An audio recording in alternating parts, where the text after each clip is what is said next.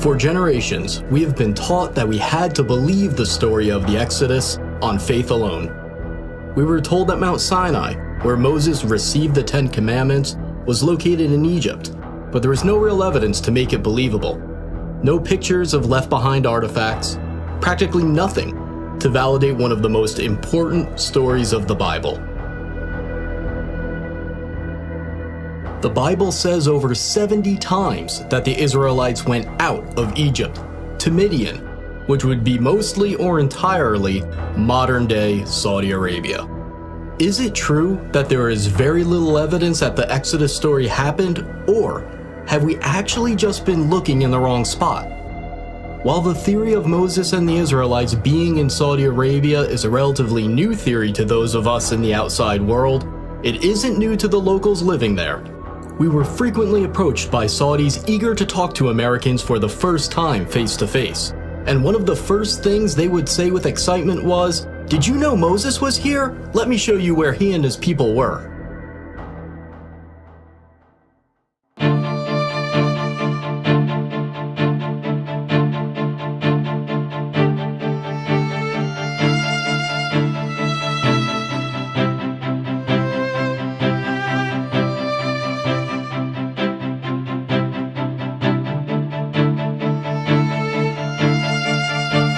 The tradition that the mountain in Egypt's Sinai Peninsula is Mount Sinai only dates back to the 4th century AD. New research based on Jewish, Christian, and Islamic sources indicate that there is a tradition that is 600 years older, and according to that tradition, Mount Sinai is in northwest Saudi Arabia. This other tradition points to Jabal Makla, a peak on the mountain range known as Jebel al-Lawz, as the true Mountain of Moses.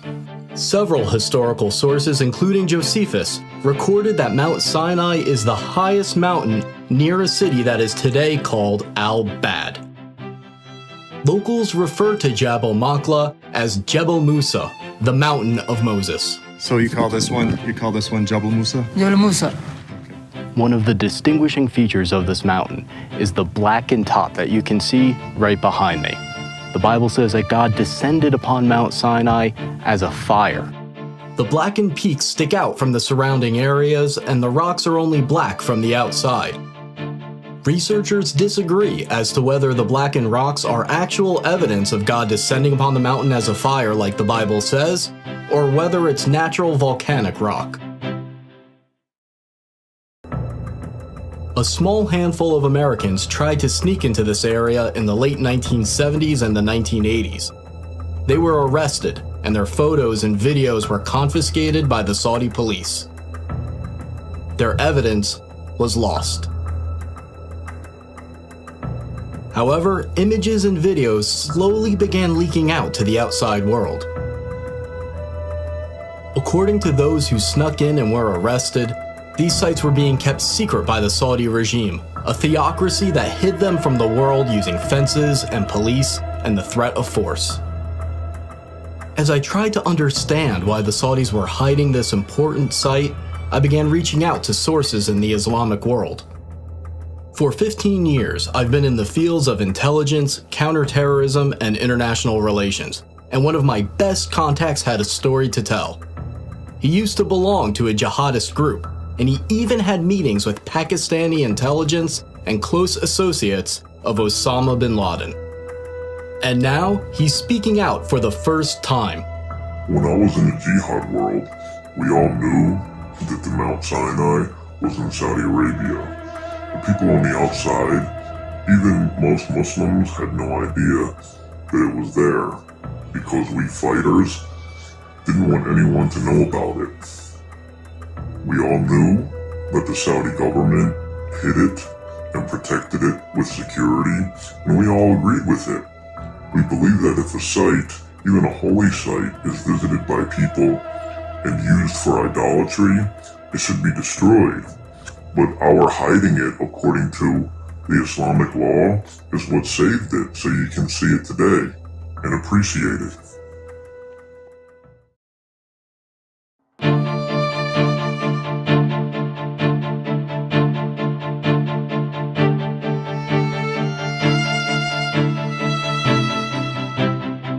Moses flees Egypt after killing an Egyptian who he saw abusing one of the Hebrew slaves. He then escapes to Midian as a fugitive.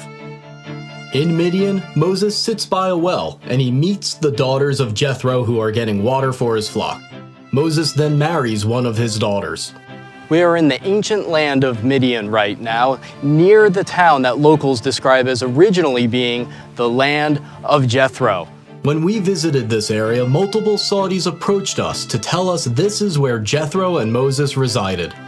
They excitedly pointed to an ancient well that is fenced off and marked as an archaeological site. The Saudis have long believed that this is the well where Moses met the daughters of Jethro, and Muslims from around the world come to see it.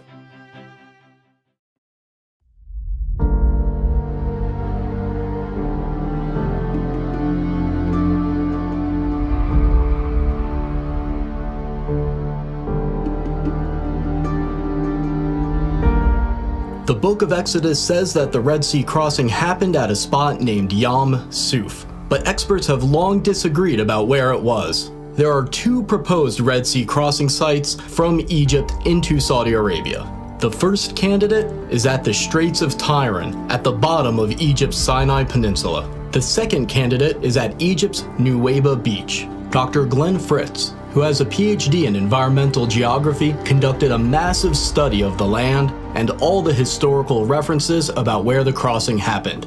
He found only one exact match: Egypt's Nuweiba Beach. Nuweiba Beach is almost 5 miles long and 3 miles wide, providing enough room for the Israelite population to fit. Here, they'd be trapped with the mountains on both sides, the Red Sea in front of them, and Pharaoh's army right behind them. Amazingly, there is a path under the water from Egypt into Saudi Arabia. The path is not too steep. The Israelites could have easily walked across if the waters were parted. Underwater research by Dr. Leonard Moeller showed strange shapes in the coral, leading some to believe that the remains of Pharaoh's army are there. According to this theory, the coral wrapped around the debris from Pharaoh's army and retained the shape of the objects after they dissolved. When they brought a metal detector down to the coral anomalies, the readings were consistent with circular patterns of metal resembling the parts of chariots. We had planned to dive near the possible Red Sea crossing point because it's a public diving site with stores where you can go and rent diving equipment. But we weren't allowed to. The Saudi police showed up, and they stayed with us until we left.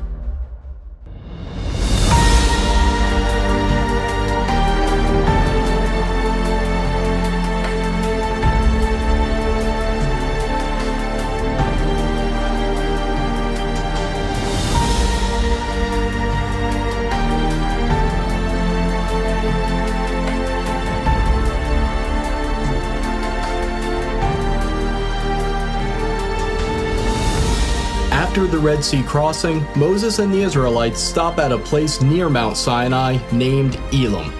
Desperate for water, they find a unique location with 12 wells and 70 palms. Along the path to the possible real Mount Sinai, there is a match for Elim with many palm trees and, to this day, 12 wells. Saudi locals pointed us to this location and specifically referred to it as Elim.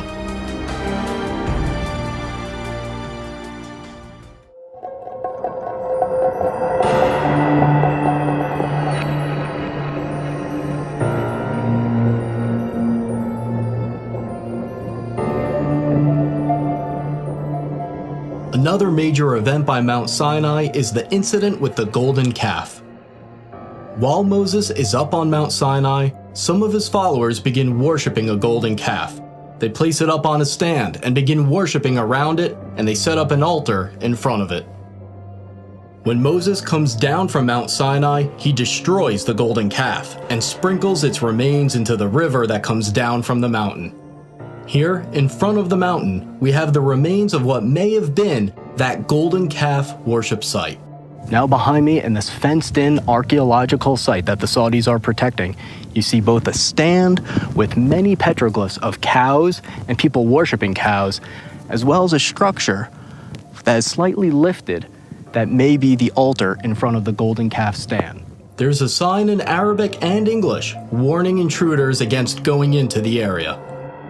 The local tradition that this is where the golden calf was is so strong that if you approach it, you'll be suspected of searching for gold.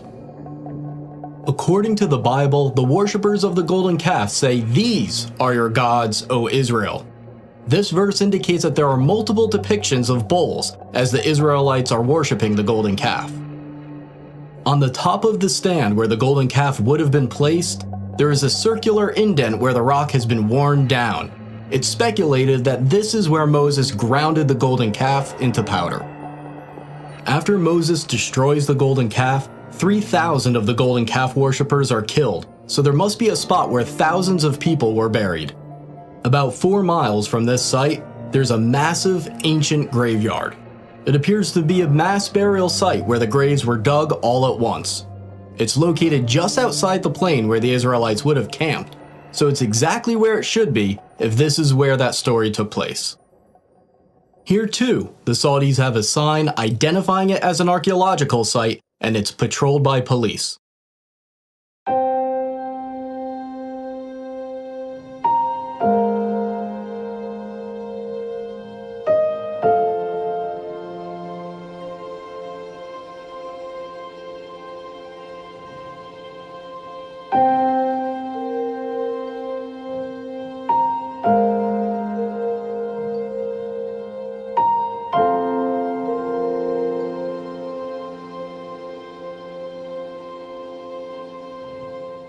The book of Exodus says that Moses built an altar of uncut stone at the foot of Mount Sinai and also set up 12 pillars to symbolize the 12 tribes of Israel. Right here at the foot of the mountain, we see this structure that resembles an ancient altar. And what we are standing in right now is probably the animal chutes that would lead them to sacrifice at the foot of the mountain. The animal chutes lead to this area of the structure, which may have been the slaughter platform for animal sacrifices. The Saudis, of course, say that this has nothing to do with Moses, but they admit that they found animal waste and bones underneath this area when they dug. People who have been to this site decades ago say that this site used to be much cleaner, and you could more clearly see the remains of about 12 pillars, as well as a stone platform that they would stand on. Near the altar and the 12 pillars, Moses reads to the Israelites the Book of the Covenant, and they agree to it. This means that Moses probably had a spot right above the altar that served as a stage in order to address the people.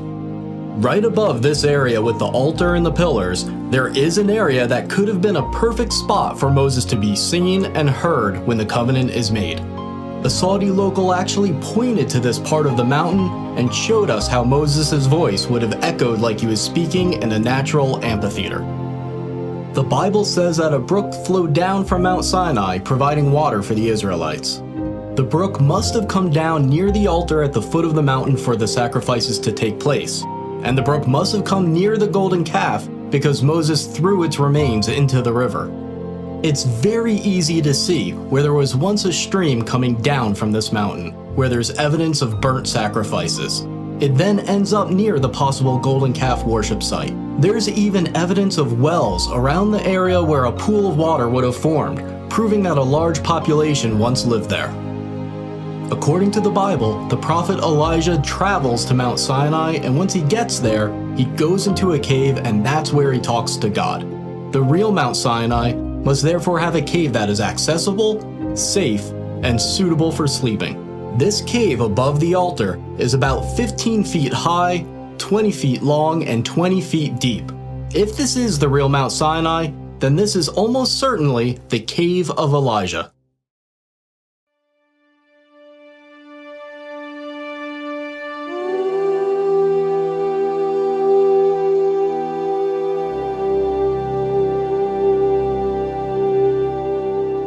On the way to Mount Sinai, the Israelites camp where there's no water. Moses goes up to a distinct rock and strikes it with his rod, and miraculously, water pours forth for his followers.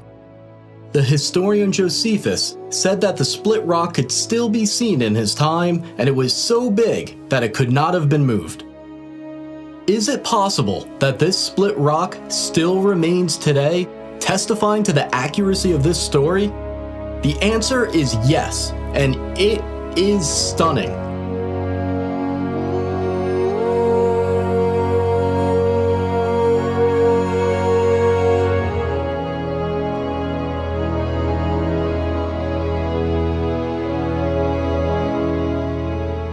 This split rock was first discovered by Jim and Penny Caldwell, an American couple that was working in Saudi Arabia in the early 1990s. The local Bedouins have long had two names for this area, the Water of Moses and the Split Rock of Moses. This split rock is on top of a 100-foot hill and is somewhere between 40 and 60 feet high. And what's really amazing about this specific location in the valley along the possible route to Mount Sinai is that the rocks underneath the split rock are smooth, as if tons and tons of water poured forth, forming a miniature lake at the bottom for the Israelites to drink from. If you have a relationship with a local, they'll tell you that this area is related to Moses, but the Bedouins that live here will try to keep you out. We saw this firsthand as we were chased out of the area. Okay, so we are flooring it. We're gonna see if this guy follows us. We heard 2 gunshots. This guy's like, doesn't really want to party.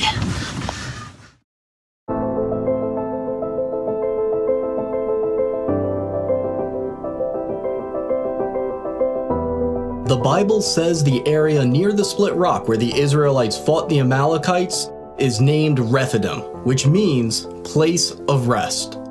Hebrew inscriptions we found there have been interpreted to say place of rest, the definition of Rephidim. Closer to the mountain, inscriptions have been found that Dr. Miles Jones, a scholar of ancient Hebrew, believes are talking about the battle with the Amalekites. He says one of the inscriptions refers to the death of an Amalekite. Nearby, there are 2 inscriptions that Dr. Jones believes are marking where a Hebrew mother and daughter died. The Bible says that God told the Israelites that they possess the land wherever the soles of their feet touch.